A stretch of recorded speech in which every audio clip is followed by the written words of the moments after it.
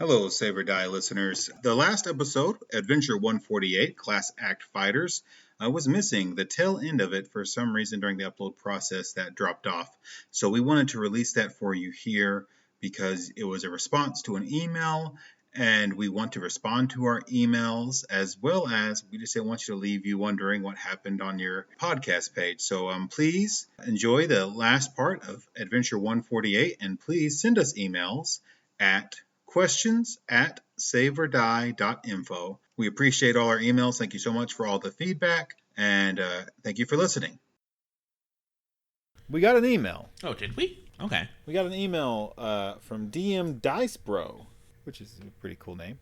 Mm-hmm. Well, DM Dice Bro says, "Hello, Carl and Courtney." Ha ha! Crispy, Oh. we're edging you out. Oh, no. No, it says, "Thanks very much for the discussion about theater of the mind and miniature play. I would love to listen to both of you discussing the old rule sets again. Keep up the great work.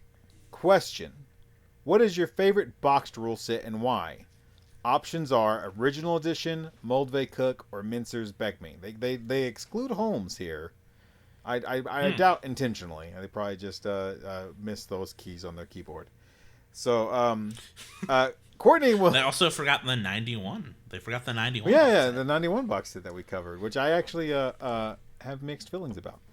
But yeah, the good news for DM Dice Bro and anybody else is Courtney will do another episode with me at some point.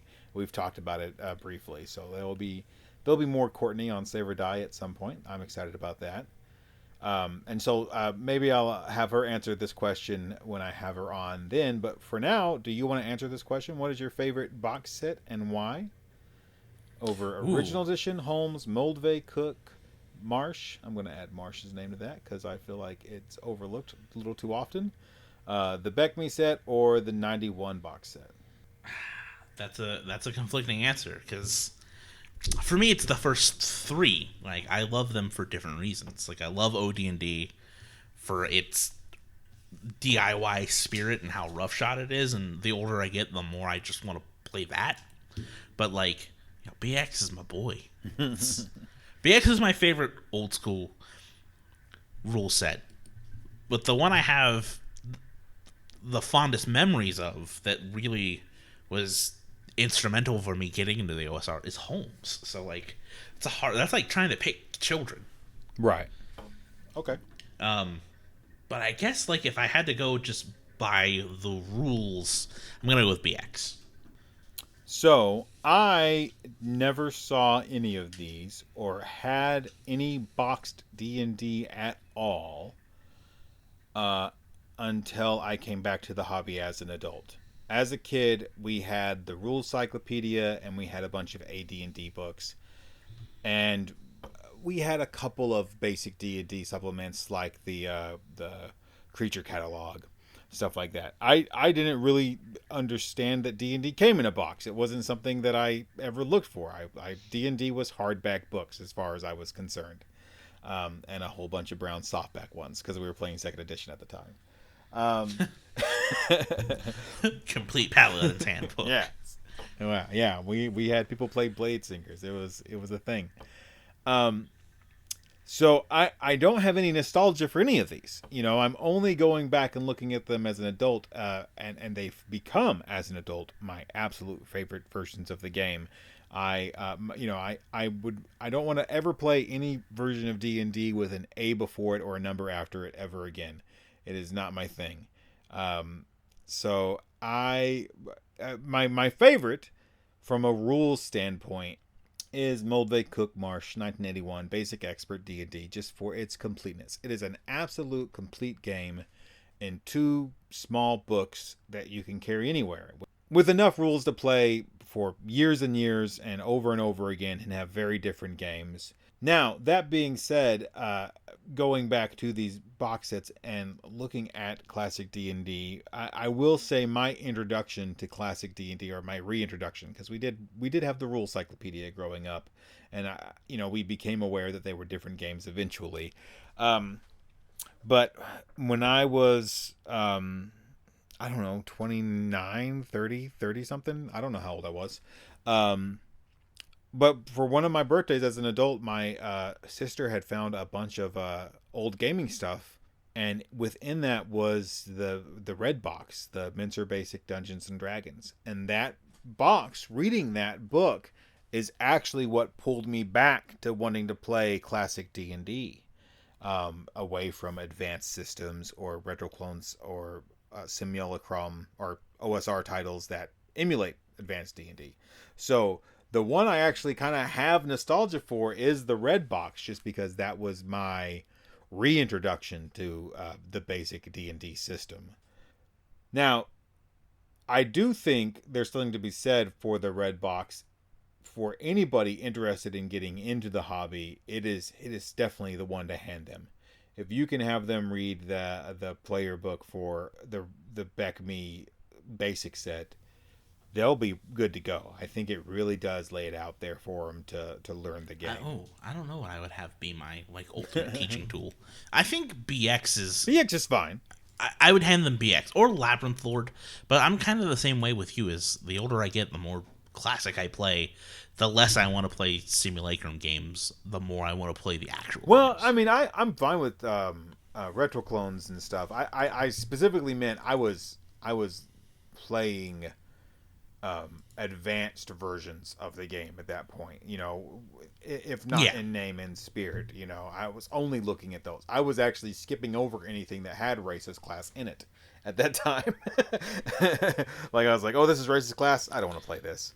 I was just ignoring that those existed, and now I'm so ardent in my praise of that type of style of game. So it wasn't long ago when I was like, this is not the style I want to play, and now it's so vastly my preference. I really love leaning in on the archetypes and just being a dwarf, and that's what you are, and it's not a dwarf barbarian or a dwarf wizard or a dwarf cleric or any of that. It is the archetypical dwarf. I think that provides a lot of, it's like comfort food. It's home. No, I'm the same way. It's as it's been a theme on the last few shows. I was like, we don't need all these classes. We can if you just have the core 4, you're good.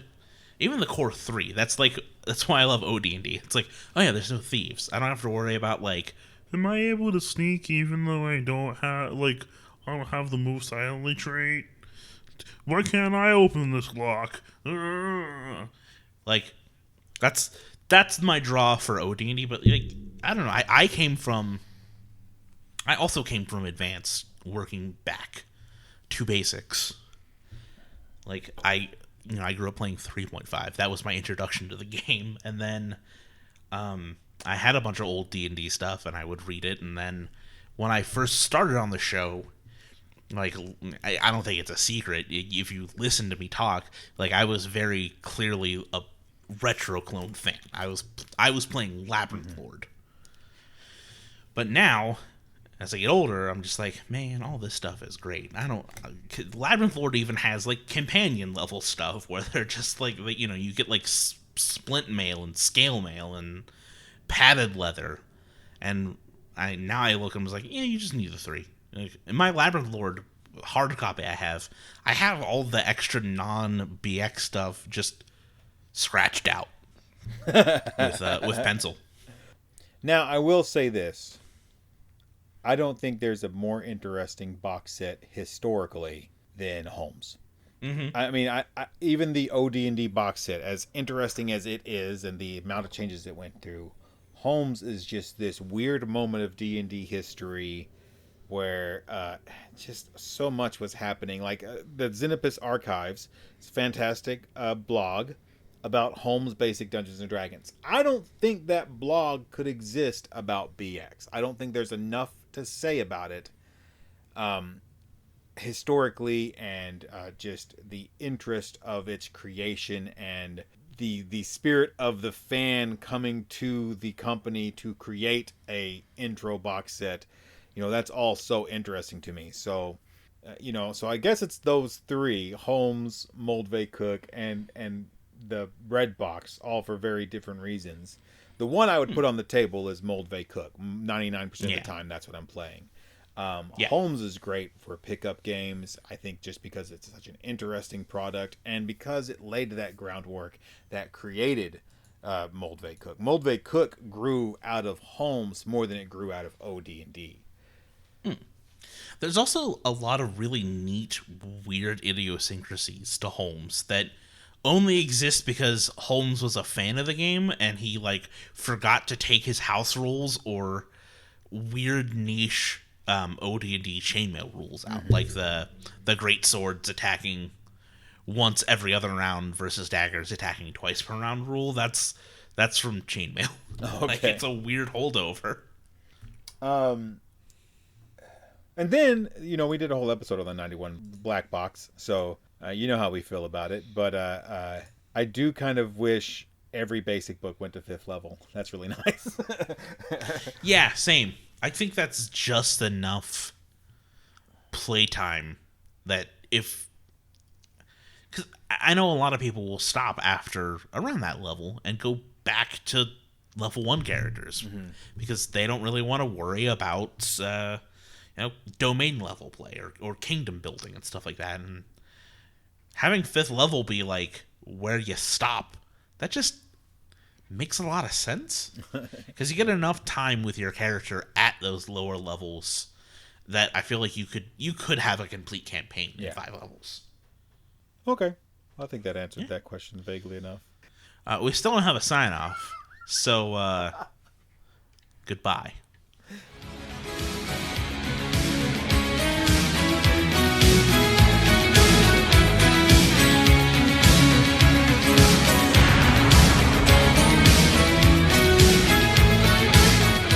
Tell you something, brother. The Save or Die Podcast Immortal Edition is a production of Wild Games Productions, brother, and is produced for entertainment purposes only, Jack. All other uses are prohibited, dude. So be sure to visit them at saveordie.info for more information, brother. What you gonna do when the Save or Die Podcast runs wild on you?